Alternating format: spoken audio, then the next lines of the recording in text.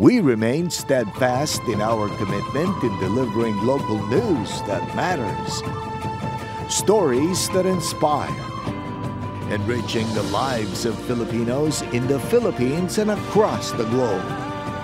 This is your GMA Regional TV. Buong puso para sa Pilipino.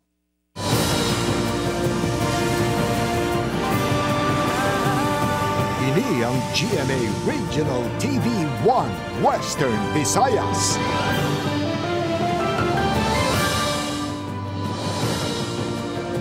Mayong hapon ini ang 1 Western Visayas. Masaligan, sadsaran sang kamatuoran, kag wala sang ginadampigan. Ako si Gertrude Charlatan.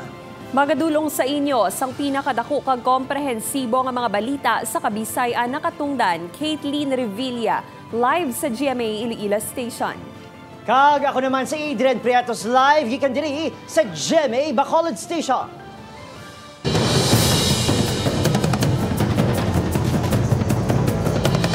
Mga kapuso, pila ka transport groups sa nagpatigayon sang piket sa atubang sang Cooperative Development Authority 6 office sa Banwa sang Leganes, Iloilo. Mga grupo nagpanawagan nga investigaran sang CDA 6 ang mga ginapahayag anomalya sa transport groups. Opisina nagpasalig nga aksyonan ang mga reklamo sa mga nagtambong sa piket. Nakatutok, John Sala. Sa mga transport cooperatives, Coop hindi kuot. No to fake cooperatives. Imbestigaran ang mga anomalya sa kooperatiba. Ini ang pilalang sa mga nasinggitan sa nagkalain-lain nga transport group sa syudad kag probinsya sa Iloilo sa atubang mismo sa opisina sa Cooperative Development Authority 6. Sino sa ila madamo sa mga anomalya ang nagakatabo sa ila kooperatiba kag initanan ang ginapabungul-bungulan kag ginapabulag-bulagan lang kuno sang CDA 6. Gana iluyag nila nga padalma na ini sang ehensya. wala kuno sang record. Paano nga nakakuha sila sa unit nga na-approve sa bangko kung wala na mag-agi sa CDA?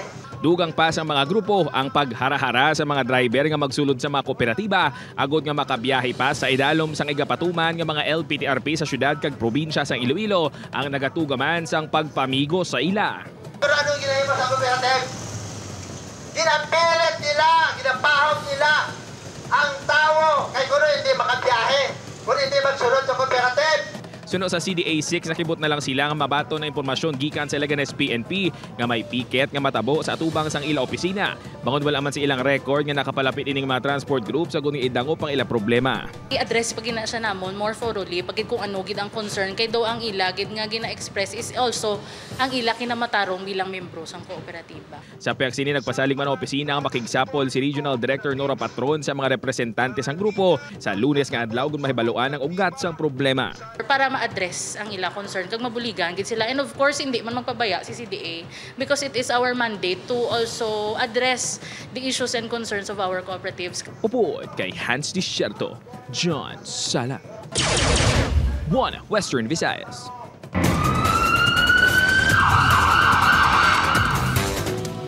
O daway untat, mga puso, tatlo ka ginaligar gabunan nga kawataan sa Talisay City nadakpan sa syudad sa Bacolod. Operasyon sa ginapatihan organisado nga grupo nahuli ka. Yaring balita nga aton gitutukan. Sa CCTV footage, makita ang pag-hold up sang ining nga malalaki sa isa ka delivery hub sa Barangay Zone 12, Talisay City pasado alas 7 ng gabi. Kargadong mainis ang matagas sa kalibre sa pusil. Naka-bulletproof vest kag may lookout nga nakamotorsiklo. Nagapating kapulisan ni organisado nga grupo ang maini nga ginapatihan yara sa likod sang kinawatay sa Negros Occidental patiman sa Panay. Kami rin nagulat. Huli namin sila, nakasuot sila ng bulletproof vest which is hindi naman normal. Kaya nga ang tatanungin, ito ba is mga small time? No. Ito matagal nang gumagawa ng kalokohan. Gikan Talisay City, nalagyo ang grupo padulong sa Bacolod. Nagkasas ang joint operation ng BCPO kag Talisay City Police. Marug alas 12 sang tuang gabi, naarestong maini sa boundary sa Barangay Takuling kag Alihis. Ginkilala ang mga suspect na Sanday Rodolfo Zuela, 49 anyos, nga anay sikyo. Roberto de los Santos, 42 anyos, sa tricycle driver. Kag ang 45 anyos si Richard Parcon. Sila ang lunsay residente sa Bacolod. Ready for battle sila. Ready to engage yung mga law enforcement. Gin-turnover ang tatlo sa Talisay City Police. I am already coordinated with the station commanders kagabi and They told me naman ma'am nga they are also their persons of interest sa mga robbery cases dito sa Bacolod City. Nakuha sa mga suspect ang mga armas kag bala. Ginahibaluman kung saan nakuha ang mga ini ang mga camouflage jacket kag bulletproof vest nga ginagamit sa operasyon. Samtang nagpatuko na Bacolod City Police ang bihab o kun bantay holdupper and akyat bahay nga magatutok sa kinawatay sa syudad. Upod, Kirill Casillo, Adrian Prietos, 1 Western Visayas. Patay ang 44 anyos nga lalaki matapos ginluthang sang wala pa makilala nga mga suspect sa Barangay Bangkala, Alimodjan, Iloilo kagabi. Ginkilalang biktima kay Carlo Alieta, residente sang Barangay Barrio Obrero, Lapus, Iloilo City. Nakaangkon ini sang igo sang bala sa nagkalain-lain nga bahin sang iya nga lawas. Narecover sa crime scene ang 6 kabasiyo sang kalibre 45 kag 14 kabasiyo sang kalibre 9mm. Ginhingagaw pa madalas si Alieta sa Aliosan District Hospital apang gindeklarar nga dead on arrival. Padayon ang investigasyon sang kapulisan sa motibo kag suspect sa krimen kag kung anong transaksyon sang biktima sa nasambit nga lugar bangod residente manini sa syudad sang Iloilo.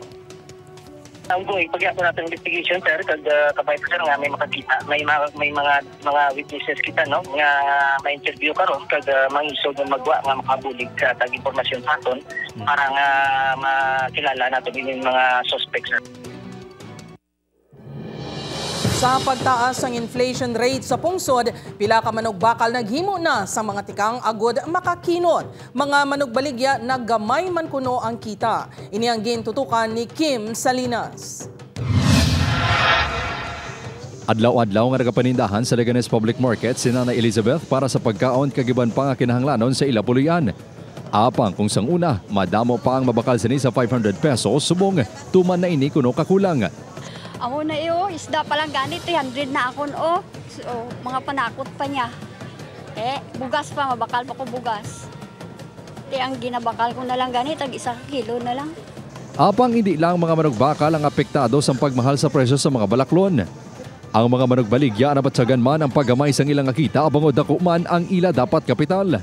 Diskarte ni Tatay Ruel agad makaginansya, ginagamay na lang sini ang bugkos sang utanon nga ginabaligya. Ang isang una, kapital ka lang 10,000 dako maginansya mo, subong ka kapital ka tag 30,000 gamay gilang ginansyaon mo.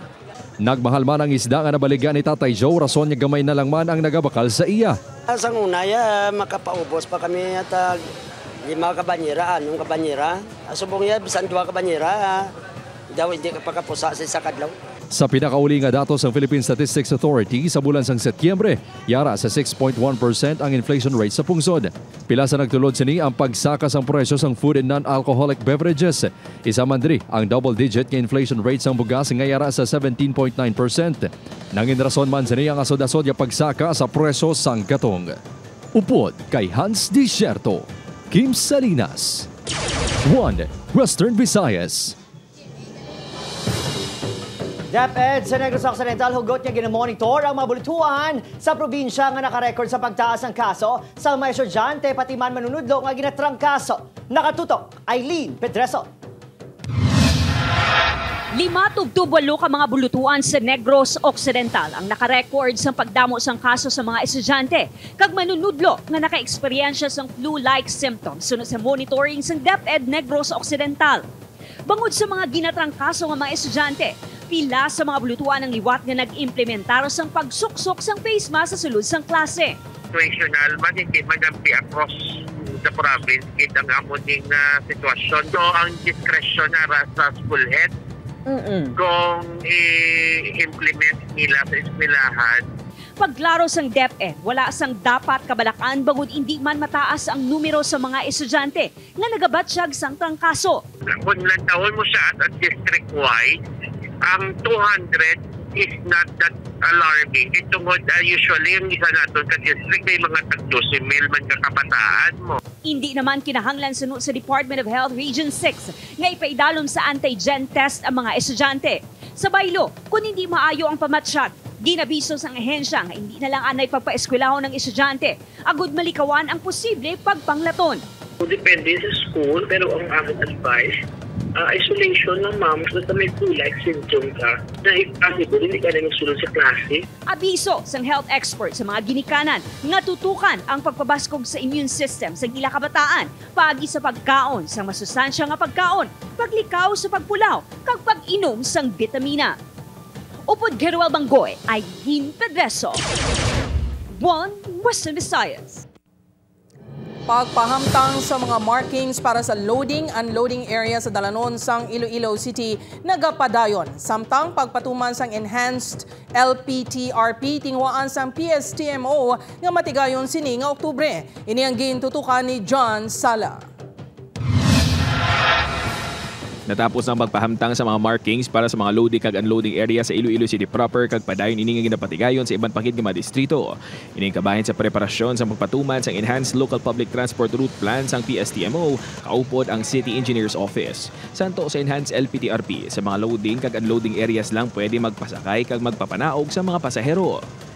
Sa buong pagkatulang ito sa Molo, Arevalo.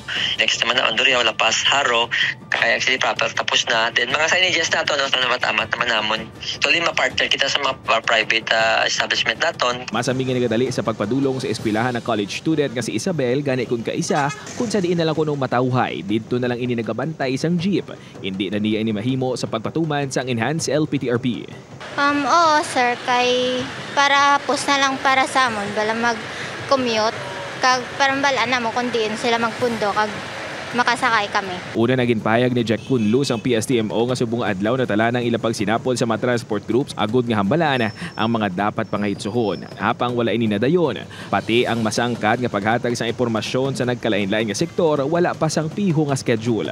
Sa piyak sini nagpasalig naman si Kunlu nga ila tinguhaan nga mapatuman na ini sini nga Oktubre.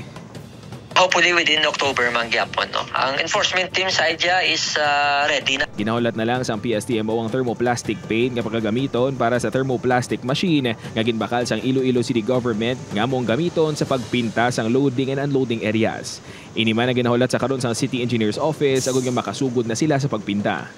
Ang thermo na sa nafandingan naman na siya. Then amo na ang ulato na lang namon ina then para maka-start kami sa pag-paint dira sa mga loading markings. Sa tion nga matapos ng pagpinta sa mga loading kag unloading area sa city proper area, sarang na nga mapatuman ng LPTRP sa syudad suno kay Kunlu.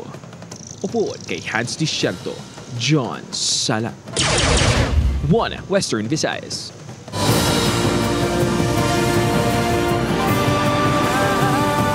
Ini ang GMA Regional TV 1 Western Visayas.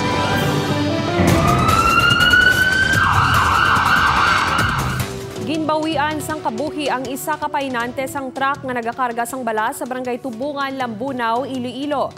Ginkilala ini kay Rafi Pradas, 34 anyos, kag residente sang barangay Kunarom sa nasambit nga Banwa. Nagagwa sa investigasyon sang kapulisan nga nagsaka si Pradas sa ibabaw sang truck para kakso ng trapal agud magula sang balas sang makasangit ang ulo sini sa linya sang kuryente. Na kuryente ini rason nga nahulog sa sementado nga dalan. Nakaagom sang patal nga pila sa ulo ang biktima, rason sang iya kamatayon.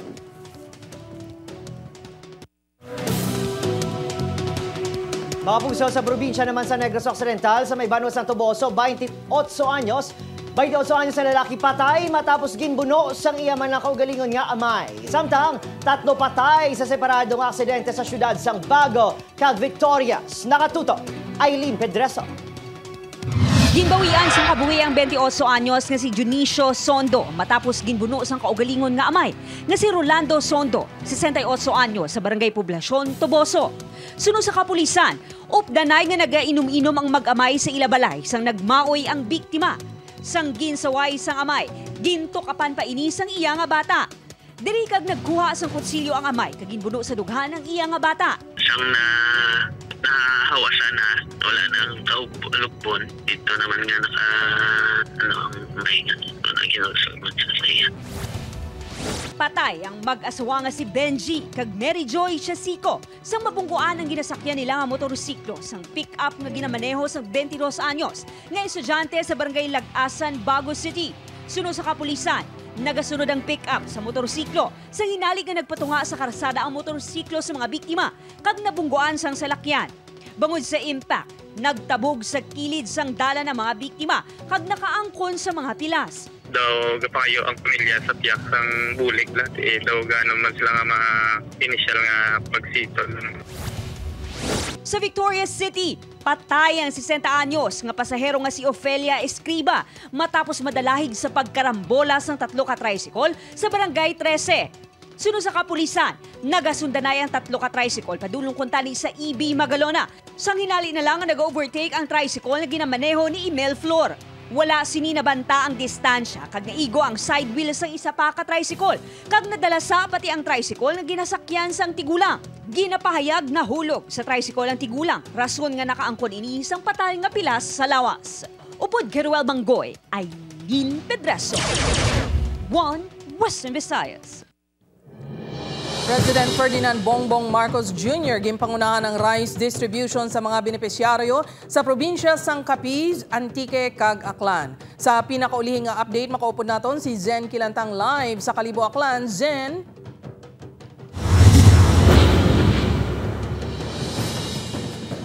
Jer, 3,000 ka 4-piece beneficiary sa Western Visayas ang nakabaton sang ayuda sa pagbisita ni PBBM. Diri sa Kalibo Aklan, 1,000 ka mga benepisyaryo ang nakabenepisyo sang bugas.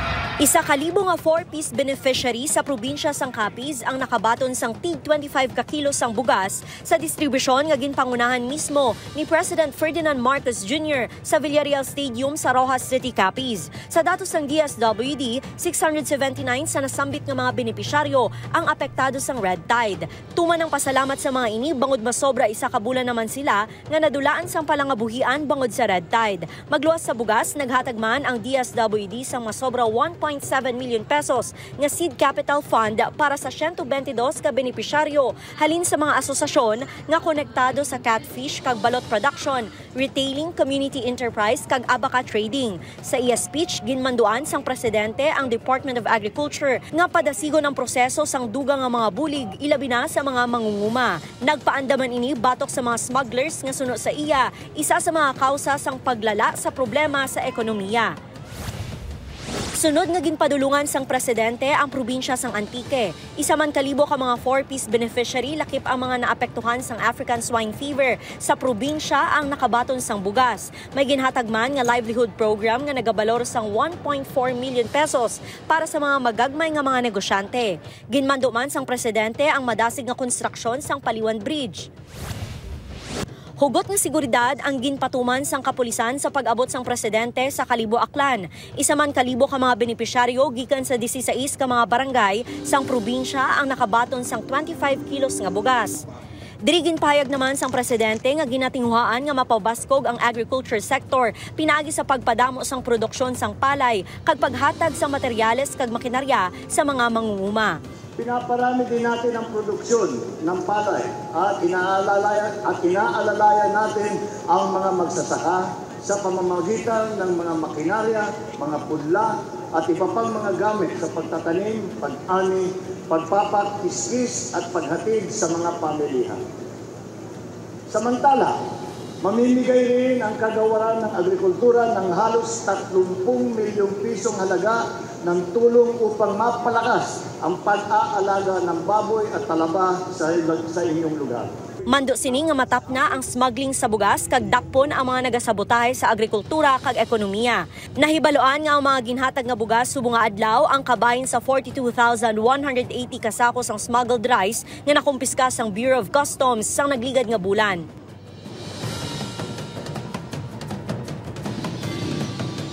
Jert, magluwas sa rice subsidy, naghatag man ang presidente sang abono, irrigation pump kag hand tractor sa mga mangunguma. Pagkatapos diri sa Kalibo, nagdiretso man ang presidente sa Tangalan Aklan agod maghatag man sang dugang pagida nga ayuda gikan sa gobyerno. So far amo yatong latest halin diri sa probinsya sang Aklan. Madamo gid nga salamat, Zen Kilantang.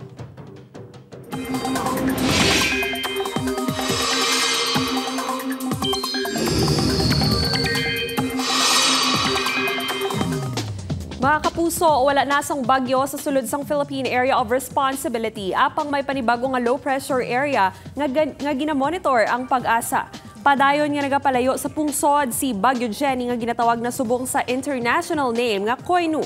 Ang bago nga LPA naman ang ulihi nga nasiplatan 1,610 kilometers na sidlangan sang Eastern Visayas. Suno sa pag-asa pakadto sa nakatungdan nga bahin ng LPA kag posible nga magsulod sa PAR subong nga weekend. Wala pa sang epekto sa pungsod ang LPA apang ang habagat nga ginabutong sa gihapon ni Bagyo Jenny kag localized thunderstorms ang padayon nga magapaulan sa pila ka bahin sang pungsod. Base sa datos ng Metro Weather, may mga pag-ulan sa isla sang Panay kag Negros. Mahimo nga mabaskog ang ulan sa Capiz apang magahinay man ini sa gabi. May eksperyensya naman ang generally fair weather diri sa Western Visayas sa weekend. Apang lauman sa gihapon ang lapta-lapta nga pag-ulan, pagpanaguob kag pagpangilat ilabi na sa hapon o kun sa gabi.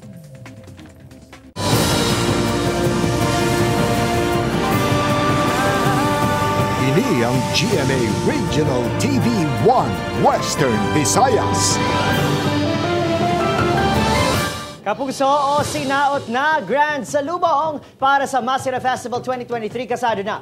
Seguridad sa kapisan, prioridad sa organizers, kag Bacolod City Police at tungasang kaso sa mga kinawatay sa Bacolod. Para sa pinakaulihing nga hitabo makupon naton sa Eileen Pedreso Live. Lin?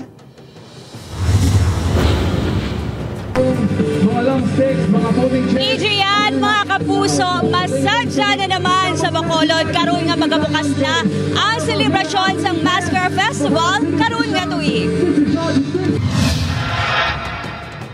Sa tunga sang nagatagiti nga init, todo ang pagpanghanda sa Bacolod City LGU kag Home Foundation para sa Grand Salubong alas 12 karon sa gabi sa formal nga pagbukas ng Mascara Festival 2023. Masaksihan sa Government Center grounds ang ingrande nga fireworks display. May performances man. Sang tinalikdan nga tuig, nagdangat sa malapit 160,000 ang tourist arrival tiun sang festival, kung sa diin na record ang masobra 2.8 billion pesos nga tourist receipts. Subong nga tuig, yara sa kapin 200,000 ang target nga magbisita sa syudad sa 3 ka semana nga selebrasyon. We invite everyone from all walks of life, local, foreign, to come here to Bacolod City and witness the best of the best festivals in the Philippines and in the whole world actually, no? Masobra 2,000 ka mga police personnel gikan sa BCPO kag Police Regional Office 6 ang magasikyara sang kalinong sang kahiwatan. Ginpatigayon ang standoff kahapon. Ito kasi nireview namin yon. Ang prevalent crime talaga dito doon dati is yung mga theft, mga nakawan.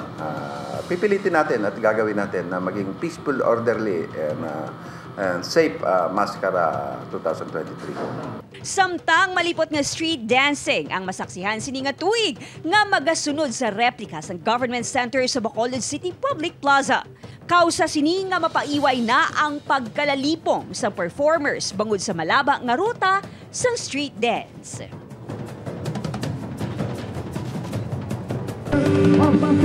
Adrian, amat-amat na nga nagadagsa ang mga tao diri sa BGC grounds agod saksihan ang opening salvo. Kag syempre magluwasin na, madamo pa sang dapat nga batayan kay events diri sa Bacolod City. Adrian? Hindi lang magpatamain no mga kapugso. Maraming salamat Eileen Pedreso.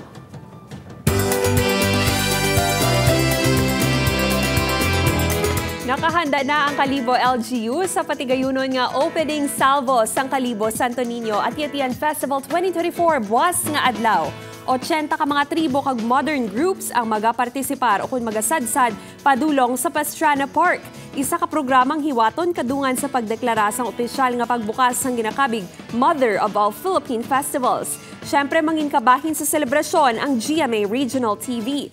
Buwas magahatag sang dugang nga kasadya si Kapuso host and actress Rabia Mateo. Gani kita-kits mga Kapuso buwas alas 5 sang hapon sa Pastrana Park, Kalibo, Aklan sa opening salvo sang Kalibo Santo Niño at Yetihan 2024. Iniimbitahan ko lahat nitong October 7 para sa paparating na opening salvo ng 2024 Kalibo Santo Niño at Yetihan Festival. Mas pinalaki, mas pinasaya, mas pinasiglang selebrasyon ang ating masasaksihan. Come and join us. Viva kay Senyor Santo Niño! Viva! Mga Mga kapuso, sitwasyon sa droga sa Western Visayas makabigbala nga makaalarma matapos ang mga dalagkong recovery sa buy-bust operations. Ini ang gintutukan ni Kim Salinas.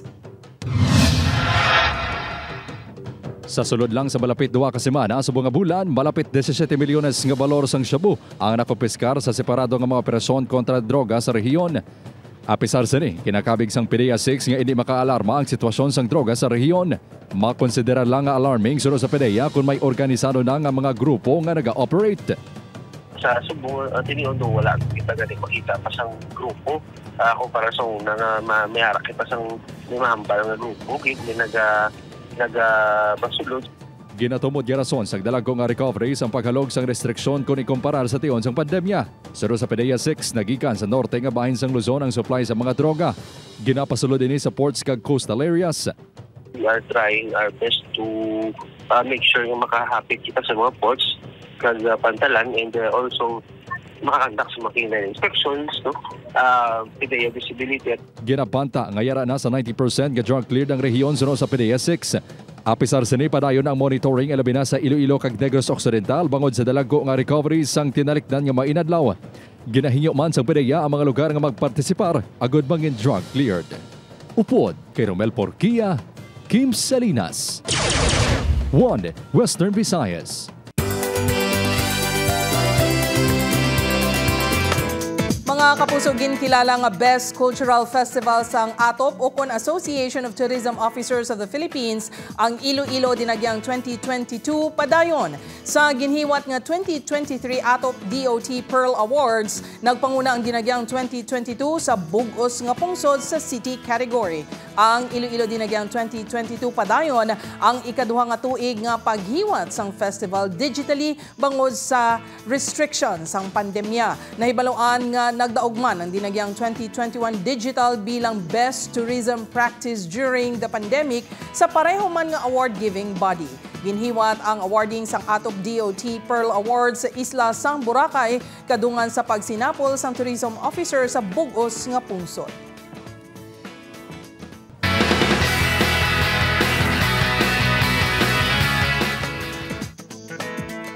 Ipahuway anay ni Jillian Ward ang iya Doc Annalyn costume para mingin isa ka superhero nga si Captain Kitten sa new episode premiere sang Daig Kayo ng Lola Ko, Buwas.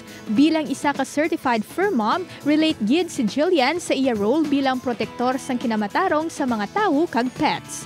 Malantaw ang Daig Kayo ng Lola Ko Sabado 6:15 p.m. Napuno sang action scenes ang teaser video sang balantayan nga action series sang GMA nga Black Rider. Pagabidahan ini sang primetime action hero nga si Ruru Madrid. Suno kay Ruru, excited na ini nga mapakilala sa fans ang bago nga itsura sang hustisya, si Black Rider. Ang serye ang malantaw sa GMA Telebabad umpisa sa Nobyembre. Sa isa ka video greetings, ginpasalamatan sang Kapuso Love Team nga sanday Barbie Forteza kag David Licauco o kon Barda ang ila fans. Ginkilig naman ang fans nga nag-greet man sang Happy Barda Day tion sang first anniversary sang Barda Love Team. And speaking of Barda, kilig ang bantayan karon sa gabi sa maging sino ka man nga ginabidahan ni Barbie kag David. Si Carding, bagong buhay na, tion na ayhan ini para amino ni Dino nga siya si Monique. Bantayan sa maging sino ka man pagkatapos sang 24 oras.